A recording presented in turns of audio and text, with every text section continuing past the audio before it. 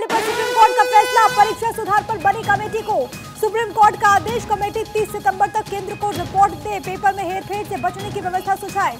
Committee standard operating procedure बनाए। इस वक्त की बड़ी जानकारी, एग्जाम सेंटर की सीसीटीवी मॉनिटरिंग हो, पेपर को बंद वाहन में भेजने की व्यवस्था हो। सुप्रीम कोर्ट ने कहा कि पेपर लीक सिस्टमैटिक फेल्यूर नहीं है, पेपर लीक सिर्फ पटना हजारीबाग तक सीमित। सुप्रीम कोर्ट ने पेपर लीक पर एनटीए की आलोचना की। एनटीए को ऐसी लापरवाही से बचना चाहिए। एनटीए को कैंडिडेट की पहचान सुनिश्चित करनी चाहिए।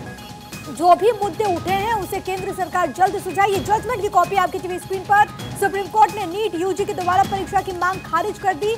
मेरे साथ मेरे सहयोगी सुमित इस वक्त कनेक्टेड है। सुमित, कई बड़ी बातों का जिक्र सर्वोच्च अदालत की तरफ से कहा गया और सबसे अहम ये कि एग्जामिनेशन के लिए एक एसओपी बनाए। आज कोर्ट रूम में क्या कुछ कहा गया, क्या कुछ हुआ?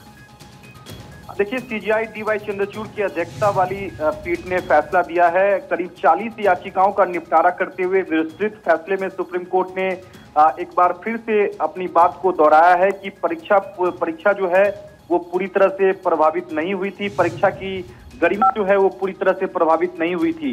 इस बात को एक बार फिर से सुप्रीम कोर्ट ने खारिज कर दिया है कि देश भर में सिस्टमैटिक तौर पर पेपर लीक की घटना नहीं हुई थी। ये एक तरह से साफ है। हालांकि सुप्रीम कोर्ट ने माना है कि पटना और हजारीबाग में पेपर लीक की ही घटना हुई थी और इसीलिए हमने सिर्फ 2 जगह के आधार पर हमने पूरे देश में जो है वो परीक्षा को रद्द नहीं किया था। यही एक वजह थी। चूंकि सुप्रीम कोर्ट ने कहा है कि केंद्र सरकार ने कोर्ट को बताया था कि भविष्य में परीक्षा में इस तरह की गड़बड़ी को रोकने के लिए उसने इसरो के पूर्व चेयरमैन राधाकृष्णन की अध्यक्षता में एक कमेटी गठित की है। सुप्रीम कोर्ट ने आज इस कमेटी की रिपोर्ट तैयार करने के लिए 30 सितंबर यानी कि 30 सितंबर तक का वक्त केंद्र सरकार को सुप्रीम कोर्ट ने दिया है। इसके अलावा सीजेआई ने कहा है कि हमने अपने आदेश में इस निष्कर्ष निकाला है कि हमने सरकार की ओर से नियुक्त कमेटी के काम का दायरा तय किया है और इस दायरे में एग्जाम सिक्योरिटी स्टैंडर्ड यानी कि एसओपी तय करना होगा और एग्जाम सेंटर पर जो है वो तमाम तरह की सुरक्षा व्यवस्था की जाएगी। इतना ही नहीं, सीसीटीवी जो कैमरे हैं वो लगाए जाएंगे और परीक्षा केंद्रों पर सीसीटीवी कैमरे की मॉनिटरिंग होगी और भविष्य में जो परीक्षा की जो गड़बड़ी है उसकी पुनरावृत्ति, जिस तरह से हजारीबाग और पटना में जिस तरह से कथित पेपर लीक की घटना हुई है उस तरह की घटना भविष्य में ना हो, इसके लिए तमाम सुरक्षा जो है वो केंद्र सरकार जो है वो अपनाएगी। केंद्र सरकार ने भी सुप्रीम कोर्ट को आज आश्वासन दिया है कि सुप्रीम कोर्ट ने जो भी निर्देश आज जारी किए हैं उसका सख्ती से पालन किया जाएगा। तो निश्चित तौर पर जो देश में सवाल उठ रहे थे कि पूरे देश में सिस्टमैटिक तौर पर पेपर लीक की घटना हुई है, उस पर सुप्रीम कोर्ट ने कहीं ना कहीं विराम लगा दिया है। तो यही है कि तमाम सवालों के बीच जो 40 याचिकाएं दायर की गई थी उसका निपटारा करते हुए सुप्रीम कोर्ट ने कह दिया कि दोबारा परीक्षा नहीं होगी, क्योंकि ये वो व्यापक स्तर पर नहीं हुआ, सिर्फ कुछ राज्यों तक, कुछ शहरों तक, पटना और हजारीबाग तक ही सीमित था। जी बिल्कुल प्रिया, आपने सही कहा। कोर्ट ने कहा है कि हमने परीक्षा को रद्द इसलिए नहीं किया, इसके पीछे की वजह सुप्रीम कोर्ट ने बताई है कि सबसे बड़ी बात तो सिस्टमैटिक पेपर लीक की घटना पूरे देश में नहीं हुई है।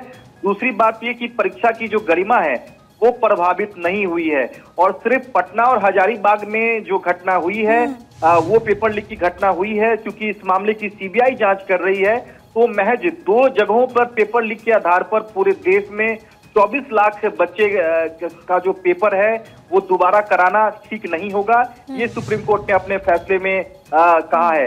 सबसे अहम बात है कि जो कमेटी केंद्र सरकार ने जो कमेटी के नाम सुझाए थे उसको सुप्रीम कोर्ट ने हरी झंडी दे दी है।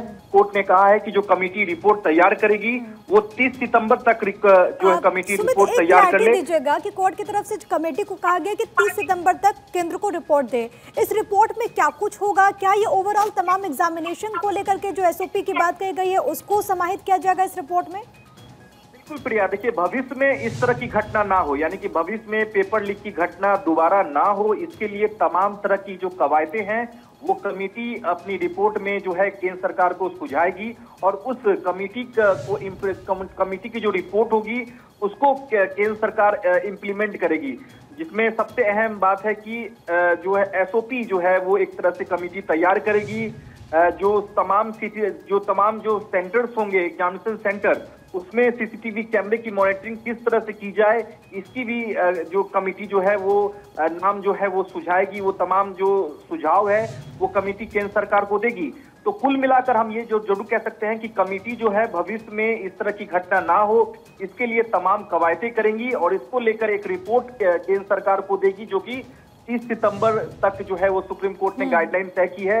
और इस कमेटी की रिपोर्ट को इम्प्लीमेंट जो है वो केंद्र सरकार आगामी परीक्षाओं में करेगी। तो निश्चित तौर पर एक बड़ा साफ तौर पर सुप्रीम कोर्ट ने अपना फैसले में कह दिया है कि परीक्षा की जो गरिमा है वो पूर्ण रूप से प्रभावित नहीं हुई थी और इसी वजह से हमने परीक्षा को रद्द नहीं किया है और दोबारा परीक्षा कराने की जरूरत नहीं है। तो निश्चित तौर पर 40 जो याचिका उसका निपटारा करते हुए सुप्रीम कोर्ट ने एक अहम फैसला जो है वो दिया है। सुमित, एक सवाल ये भी उठता है, क्योंकि ये तो कहा गया कि बहुत बड़े स्तर पर ये नहीं हुआ, लेकिन सबसे बड़ी बात है कि जिन दो शहरों का जिक्र हो रहा है, पटना और हजारीबाग, अब वहां पर आगे क्या? नीट यूजी परीक्षा का ये पूरा मामला था, सरकार की तरफ से दोबारा से हमने देखा कि रिजल्ट आउट भी किया गया सेंटर्स के साथ। उसके बाद हमने ये भी देखा कि किस तरीके से जो तमाम बच्चों को जो ग्रेड को लेकर के सवाल उठे थे, ग्रेड मार्क्स को लेकर के, उसको रद्द भी कर दिया गया था। लेकिन अब इन दोनों शहरों के लिए क्या क्या इसको लेकर के कोई तस्वीर अभी स्पष्ट है?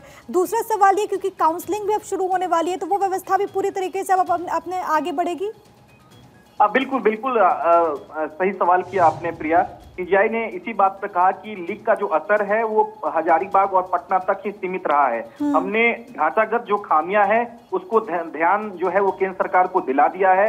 एनटीए को आगे के लिए ध्यान रखना चाहिए कि इस तरह की लापरवाही से बचना चाहिए। एनटीए को एग्जाम देने वाले कैंडिडेट की पहचान जो है वो सुनिश्चित करना चाहिए और पेपर लीक को रोकने के लिए एसओपी जो है वो तैयार करना चाहिए। देखिए, एक तरह की गाइडलाइन सुप्रीम कोर्ट ने तय कर दी है कि जो एसओपी होगा, जो स्टैंडर्ड ऑपरेटिंग प्रोसीजर होगा, वो आखिरकार क्या होगा, वो अब केंद्र सरकार एनटीए तय करे कमेटी के जरिए। तो निश्चित तौर पर फिलहाल जो सीबीआई इस पूरे मामले की जो जांच कर रही है वो आगे जांच करती रहेगी और जो दोषी होंगे उस पर कार्रवाई जो है वो सीबीआई करने के लिए स्वतंत्र है। ये सुप्रीम कोर्ट ने अपने फैसले में तय कर दिया है। लेकिन जो सबसे बड़ी बात है वो ये कि दोबारा नीट की परीक्षा नहीं होगी। नीट यूजी परीक्षा मामले से जुड़ी इस वक्त की सबसे बड़ी खबर है। बहुत धन्यवाद आपका तमाम बातचीत और जानकारी सुमित हम तक पहुंचाने के लिए।